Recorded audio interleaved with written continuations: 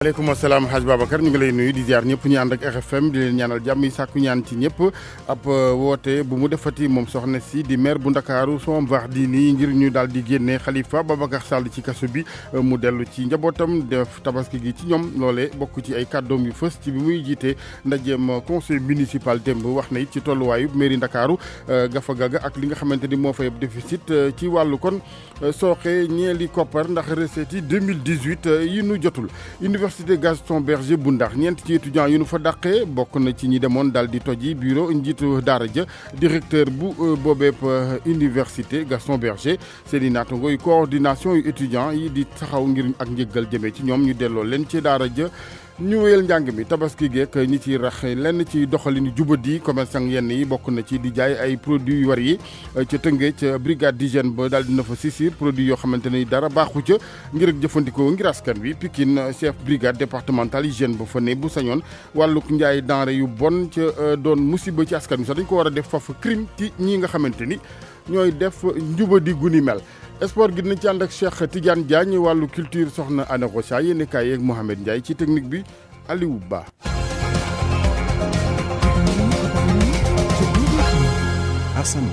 woote beneen mu def moom soxna si di maire bu Ndakaaru Soham Wardini ngir ñu daal di génne ci kaso bi Khalifa Ababacar Sall ngir mu dem tabaski ji ci weti njabootam ci weti yaayam soxnaam ci misaal Alaaji Njogu Jeen muy kon woote geneen tukkee ci moom Soham Wardini. génn kaso ki mu wutu ci boppu mairie Dakar nekk bëgg-bëgg bu yitteel lool Soham Wardini tax mu yëkkatiwaat kàddu di ñaan Khalifa Sall génn laata tabaski ji. Khalifa daal ci biti moo gën ci biir te nag am na famille politique waaye dafa am famille am dafa am yaay dafa am soxna dafa am ay doom te ñooñu soxla nañ ko. ku toog kaso ñaari at ak genn wàll purgé nga moitié de ta peine.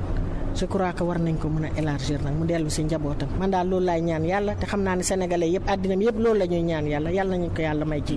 kii ku ko mën ak ku ko mën a def ak ñëpp nag du ma fi nekk di dudd kenn waaye daal loolu la ñu bëgg nañ daal bu tabaskee mu ñëw lekk ay brochette ko yaakaar naa ko yàlla nañu ko yàlla defal. moom maire bu Dakar ay yoon yëkkati na kaddu di sàkk lu ñu mel bokk ci sax bés bi nga xam te ne ci leen den door lii di dialogue national bi ci kanamu njiitu réew mi waaye président Macky Sall da ko xamaloon ne dafa am gàllankoor ndaxte mbir yi jeexagul ci wàllum yoon di loo xam te nag fi mu toll nii jàppandi na gannaaw dogalu cour suprême jëm ci rabat d'arrêt bi nga xam te ne maire bu Dakar moo ko dugaloon ci mbir mi Khalifa Sall ñu daan ko juróomi atu kaso yu muy tëdd ndax li ñu koy toppee di wàllum njublang ak njuuj njàcc ci coowal caisse d'avance maire bu Dakar laata Soham Wardini ay kilifay politique ak ay kilifa yu farul fenn nekk noonu tam Front pour la libération de Khalifa Sall yëkkati neen seen kàddu fan yi ngir sàkkum ci njiitu réew mi mu may njéggal Khalifa Sall su ko defee mu mën a tabaskee ci wetu njabootam. Alaaji Njogu Jeen soxna si di Soham Wardini maire bu Ndakaaru kàddu yooyu mu ngi ko yëkkatee ci jamono yi mu doon jiite démb ndajeem conseil municipal bu Ndakaaru ci waxtaan yi bokk na ci li fa jibee ne xibaar jafe-jafe ci wàllum koppar di trésorerie yu mairie bi am bokk it ci li ko waral lu ca ëpp ñàkk a jot ci recette yi 2018 wax na fa it ci wàllu ak moomeel ñàkkum infrastructure sport ak la ko jural mairie bu Ndakaaru bokk na ca stade Iba Mar Diop bi nekkul ci seen yoxo bu sañoon mu dellu ci yoxo yu mairie Ndakaaru Abdoulaye Diop. yéexte ci wàllub investissement tardé gi ci doxalinu liggéey yi di yenn ci ay jafe-jafe yu ville de Dakar di dund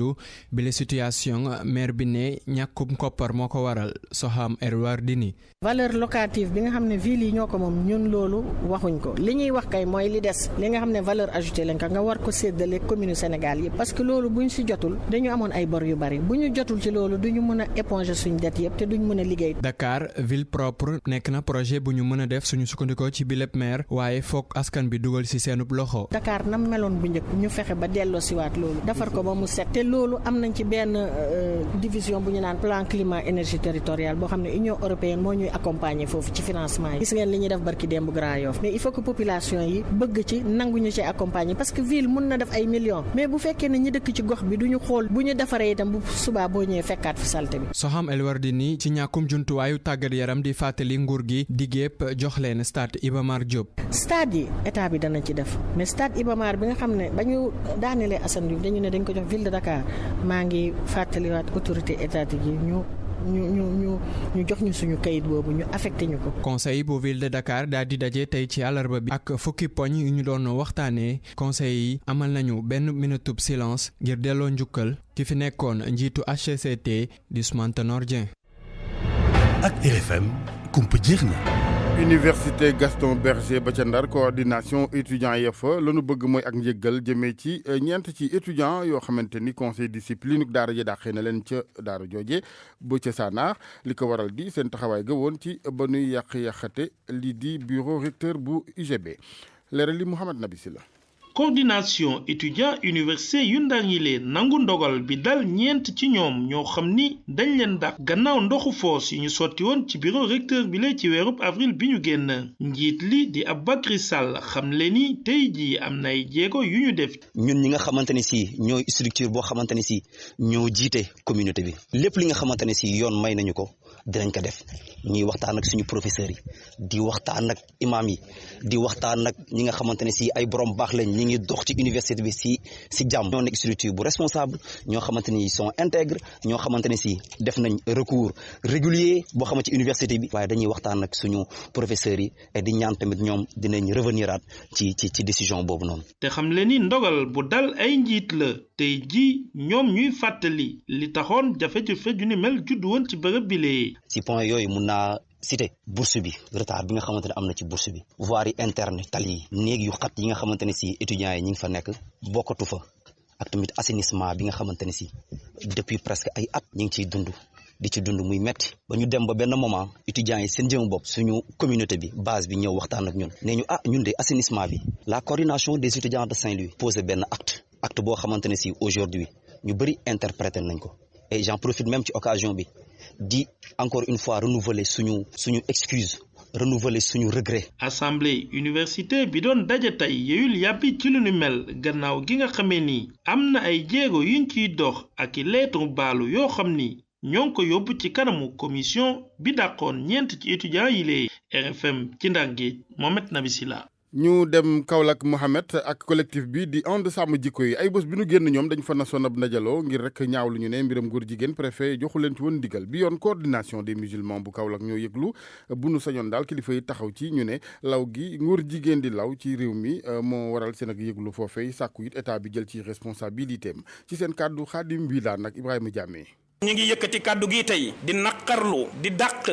di bañ bépp mbonteef rawatina nag mbonteef gii nga xam ne tey mi ngi barastiku di dugg ci askan wi loo xam ne dégg rek lañ ci daan am mu naqari woon leen lool tey muy barastiku ndànk-ndànk di dugg ci askan wi di ko jaaree ci ñenn ñoo xam ne doomi askan wi lañ ci seenu siiwaay ga ñu am ci façon ba ñuy yëngu ñuy jaaree ci ñoom di leen exploiter ñuy ay victime ci loolee ngir loolee di dugg ci xeetu Sénégal ci xeetu askan wi loola tey moom la kuréel gi ñëw di ko dénoncer di wax itam sunu état di ko ñaan moom itam ne ko ñu ngi koy fàttali ne réew mi ñi fi dëkkee li ci ëpp diinal islam la ñuy diine woo ñeneen ñi diine woo leneen lu di diinal islam it mbonteef gi ñoom ñëpp ñoo bokk di ko bañ kon ñoo ngi leen di wax ne alquran da ko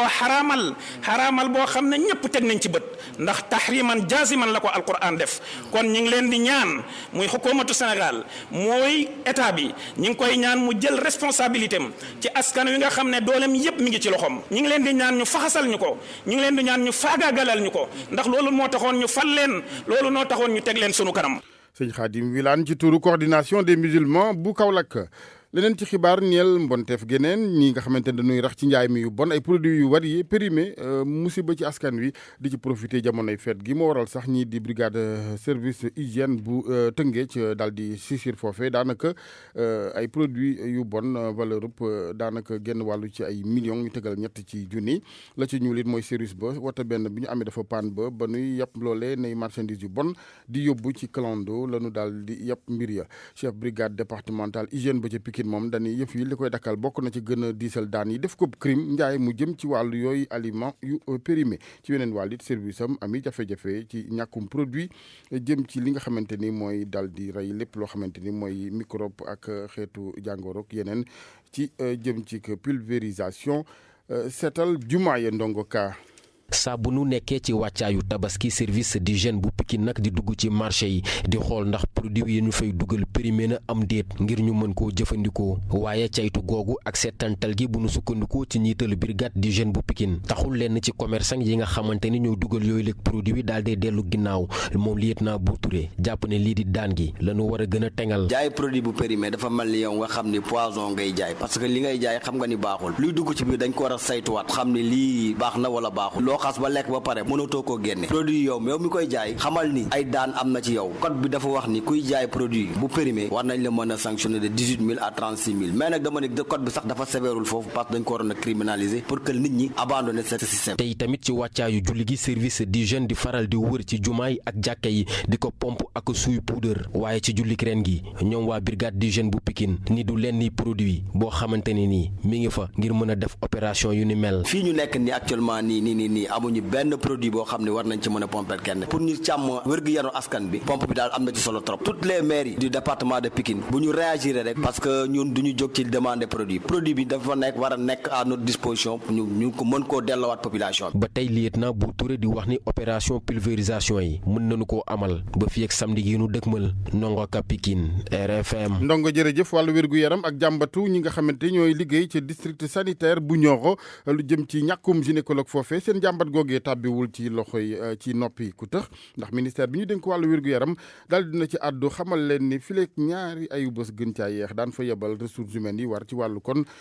boobeeb l'hôpital ci Nioro leeral li Fama Dione. wooteep ñi nga xamante ne ñu yëngu ci wàllum wér-gi-yaram nekk ca district sanitaire bu Nioro ministère de la santé dégg na ko bu baax looloo waral mu ne dinañu affecté ay nit bu yàggul dara foofu ca Nioro ngir tàmbaliwaat liggéeyu bloc ba Aloïse Diouf mooy directeur cabinet bu ministère de la santé ak action sociale. mun naa leen wax ne fii ak day na ñaari semaine ñu bloc Nioro bi dina commencé waat fonctionner parce que loolu du loo xam ne lu bees la ñu ngi ciy liggéey ñu ngi xool nan lañ fexee ba bloc yi nga xam ne centre de santé yi nga xam ne dañoo am bloc opératoire ñu mun leen rendre fonctionnel. lu weesu nag cas bi nga xamante ni moo am ca Nioro Sénégal di jànkonteel ay jafe-jafe ngir am ay spécialiste looloo waral directeur de cabinet bi daal di ne nguur gi mi ngi def ay jéego ngir mën a indi ay pexe. médecin yi nekkoon fonction publique daaw ñu spécialisé vide boobu nag moom la ñuy dund ci jamono yi moo tax bi ñu sentiree loolu bi ñu gisee loolu gis ne médecin yi bu ci def spécialisation yaa ngi dem ci privé yi ñu jël ay matuwaay benn matuwaay mooy président de la République doublé bourse bi pour spécialisation nga xam ne ki nga xam ne mu ngi def spécialisation dina am bourse boo xam ne socialement dina ko permettre mu jàng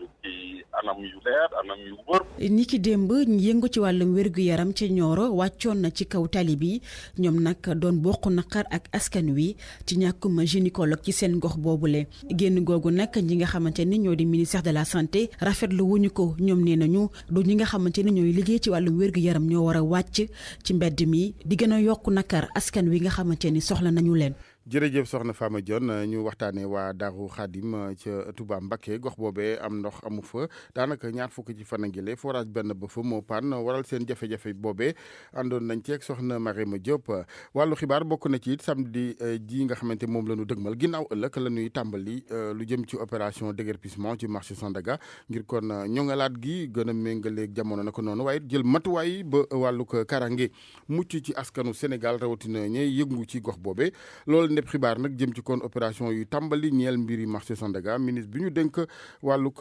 dëkkuwaay waaye te seetal ci réew mi Abdou Karim Fofana ki ko xamle moom jëwriñ ji ak ministère am di organiser sax ndaje mu yaa ci kanam tuuti lay doon ci centre conférence ba ñu duppee Abdou Diouf ca Diamniadio jagleel ko wàllug lépp luy set ak cetal ñeel Sénégal ndaje mi ci njiital président Sall lay doon. RFM Sport.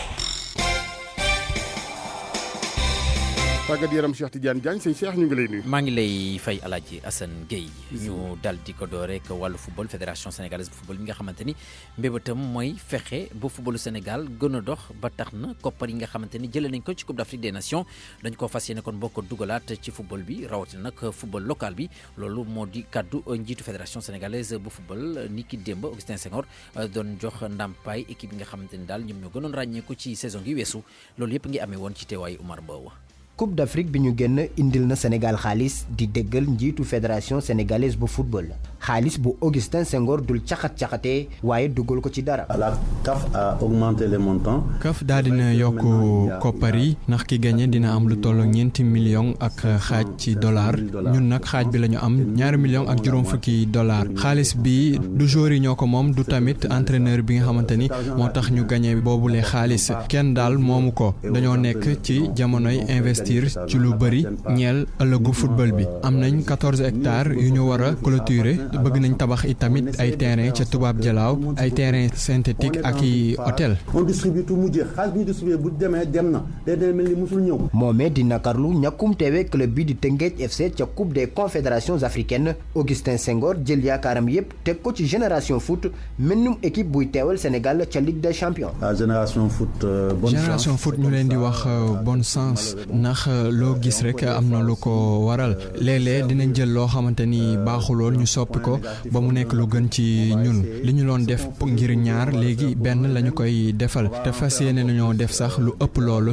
ngir génération foot. on vous accompagnera. fédération bi daal di génne 75 millions 250 mille ci suñuy xaalis ngir avance mboolem équipe yi nga xam ne gagné nañ ci mboolem compétition saison bi ñu génn. ci équipe yooyu la nga xamante ni jot nañu ndàmpaayu fédération sénégalaise bu football moo di génération foot bi nga xamante ni tey jii suba gi danañ fi daal di bawoo wutali Monrovia di capitale bu Libéria foofee nag ñi nga xamante ni di waa génération foot danañ tasek ak LPRC Oilers di club bi nga xamante ni ñoom la ñoo fas yéene kon bokk jonganteel niki dimanche gi ci wàllu premier tour préliminaire Ligue africaine des clubs champions ñu daal di wax ci njëndam njaay joueurs yi ak Ismaïla Sarr mi nga xamante ni boobu ak léegi ñu koy lam-laamee dana dem ca Watford waaye ci xibaar yu mujj moo di lu wóor te wóor moom dana wutali Watford wala mu dem wutali beneen club ndax ñi nga xamante ne di waa ren jël nañu dogal ngir jaay ko donte fi mu toll nii lënt bi moo di koppar yi nga xamante ne daal laaj nañ ko seen diggante ak ñii di waa Watford jàppale nag championnat bu Angleterre sax ñoom ni ki tey jii ci bu minuit jotee la ñuy kon bokk tëj lii di mercato bi kon bokk ki nga xam ne moo di Ismaïla Sarr tey jii rek faw ñu jaay ko laata minuit di jot lu ko mooy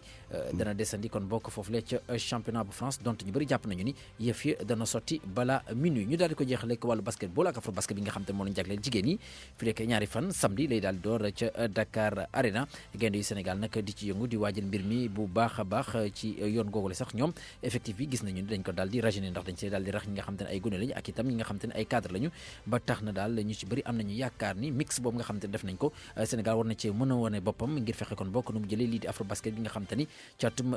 2015 ba léegi ñu ngi koy topp ngir mën kaa jëlaat loolu kon bokk moo fi gënoon a fës Alaaji Assane ci xibaaru tàggat yaram. jërëjëf Cheikh Tidiane ñu egg culture geek Anna Rocha. maa ngi leen di nuyu mbokk yi tàmbale ko tey jii lu soxal musique Simon mu ngi dikkaat ak single bu bees Craziest noonee la single gi tudd sortie officielle bi daañu ko amal bu ñu feete tabaski ba noppi laata loolu rappeur bi daal dina organiser benn session d'écoute ca studio am nekk fii ci Médina ngir taskatu xibaar yi Mamadou Oumar Ba moo ñu fa teewaloon.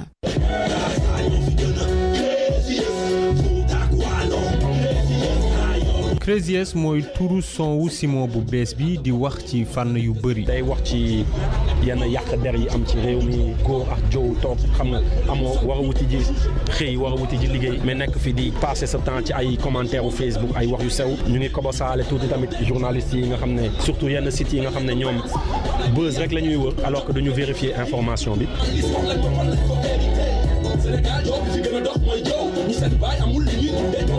artiste bi donte ni sax activiste bu mag la waaye tey dafa bëgg jox cër lii di musique bu muy def muy rap. dafa am lu doon nelaw ci man loo xam ne dafa nekk di buuxante pour génnaat te mooy Simon rappeur rap bi moo tax tey ñu wooñu ci Y'en a marre parce que rap bi moo def si ñun engagement donc rap boobu noonu waruñu ko délaisser. single bi dina génn bu tabaski bi weesoo li ci topp album lay doon ak ay concert fépp ci bitim réew.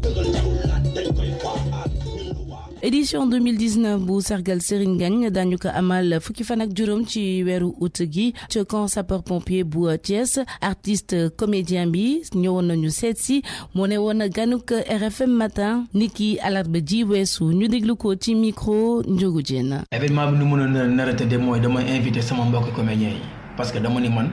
nominé wuñ ma mais comédien yëpp lañ nominé dama ko woo ñëpp ñu daje li nga xam ne ci la ñuy bëggale nit ñi ba nit ñi sopp ñu kenn ku ci nekk ñëw wane sa facette. bu ñu paree woo Sidi Diop mu ñëw xalamal gaa yi bi kontaan. yaa nga xay tamaak yooyu ci dina bokk. waaw yaakaar naa tamit dina ñëw parce que am na prestation boo xam ne xam nga man dama jaar ci aaru tëgg def naa tëgg. xam nga batterie bi nga xamante ni ñoom laa doon àndal di def art boobu ñooñu le jour dina ñëw pour def prestation boo xam ni ku fa ñëw di nga gis ni lii daal